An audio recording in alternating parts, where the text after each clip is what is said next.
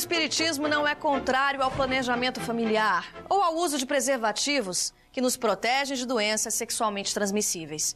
Mas, como disseram os espíritos a Kardec, é preciso considerar as implicações espirituais da interrupção de uma gestação. Em que momento o espírito se liga ao corpo? Na fecundação ou no nascimento? E quando o espírito é acionado, interromper a gestação é afetar o projeto reencarnatório desse espírito? E para onde ele vai, se não consegue encarnar?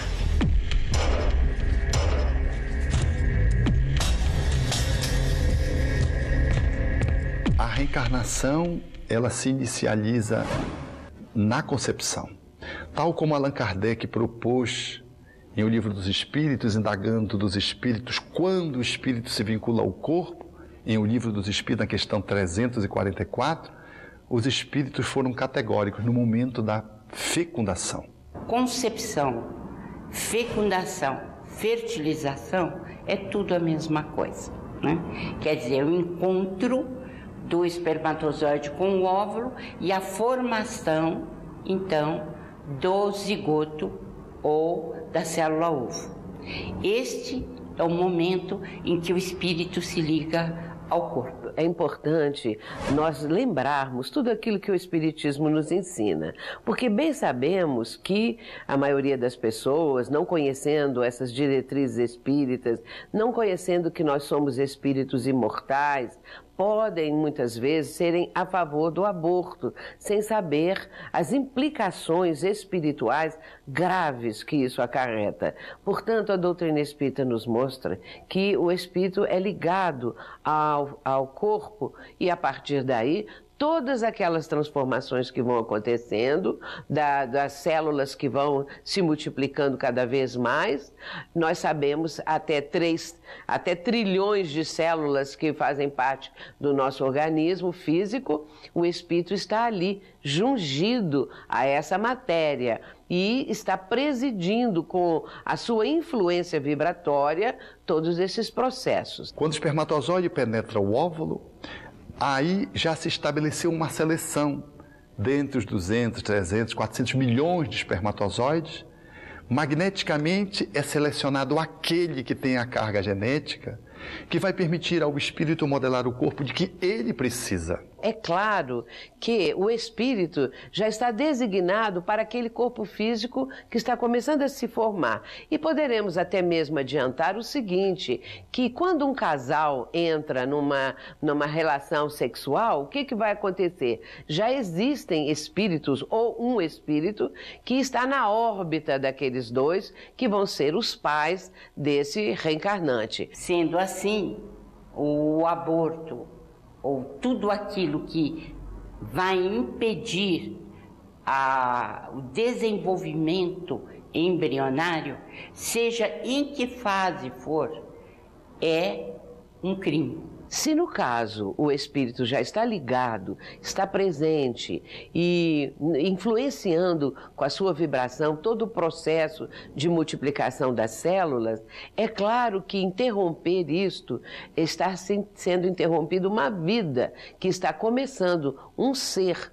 Então, o feto, já podemos dizer que é um ser que está em formação do campo físico, mas como espírito imortal, ele está ali presente e precisa desse processo reencarnatório para o seu progresso espiritual. Há um dito popular que diz: eu não pedi para nascer.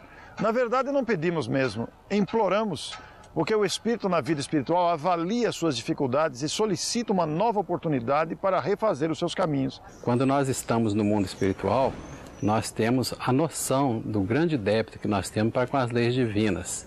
E aí, realmente pedimos para nascer. E às vezes, até mesmo numa condição difícil. É como se começasse do zero, mas ele pede uma oportunidade para renovar os seus próprios caminhos. Por isso, o espiritismo é absolutamente contrário ao aborto e também à pílula do dia seguinte, utilizada no sentido do aborto. Porque no momento que há a concepção, já há vida e já há direito no nosso país, constitucionalmente assegurado, para a lei divina. Quando o ser está conectado no corpo, nós temos que lhe assegurar o direito de viver, como os espíritos também afiançaram Allan Kardec em O Livro dos Espíritos, a questão 880. O espírito que foi abortado, que não teve completa sua gestação, ele poderá voltar como filho, se o planejamento de vida dos pais e dele mesmo ainda permitir. Naturalmente, poderá ser às vezes uma oportunidade perdida em relação àquela gestação, mas não em relação à pessoa do abortado ou de seus pais. Naturalmente que é possível sempre recuperar a situação. É uma pena que tenha perdido aquela oportunidade valiosa. Faltou compreensão, faltou amparo material para que a pessoa levasse a fim a gestação. Não houve compreensão do que era, por quê, para quê. Então a pessoa muitas vezes por ignorância comete o aborto. E naturalmente vai haver sim reencarnação daquele que foi abortado. Porque a vida é de Deus. Ela não acaba, ela não é destruída. Foi destruído o corpinho que esse espírito ia animar, mas não o próprio espírito que viverá para sempre. Então nós que somos conhecedores da reencarnação, da lei de causa e efeito, sabemos a importância de valorizar a vida, porque é através da vida que a vida física, que nós conseguimos evoluir neste planeta que é a Terra. Quando o espírito retorna ao plano físico, ele está necessitado desse corpo material para o seu progresso espiritual, que é realizado aqui no plano terreno, porque é exatamente o momento da vida física em que o espírito vai testar os seus valores, os aprendizados anteriores, prestar também a provação que terá que sofrer, ou expiação. Ele vai passar por tudo isso necessário ao seu progresso espiritual. Portanto, interromper essa vida que está começando e que já é um ser a partir da fecundação é um crime perante a lei divina.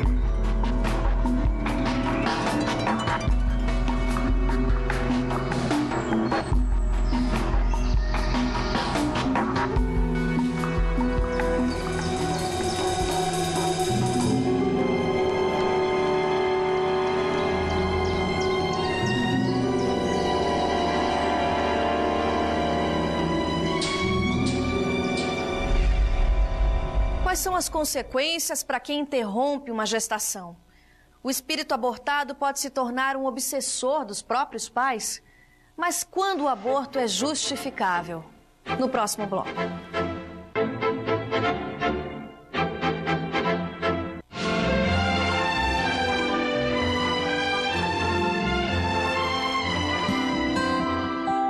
Rede Boa Nova de Rádio no ar, levando paz e espiritualidade para a sua casa.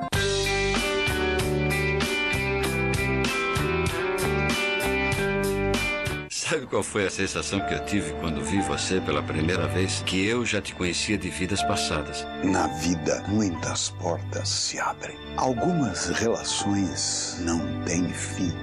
E certas dívidas não são esquecidas. Eu matei um amigo há 20 e tantos anos e nunca mais tive paz. Saber perdoar é recomeçar a viver. Do mesmo autor de Nosso Lar, e a vida continua. Hoje, nos cinemas. O que justifica um aborto? Casos de estupro?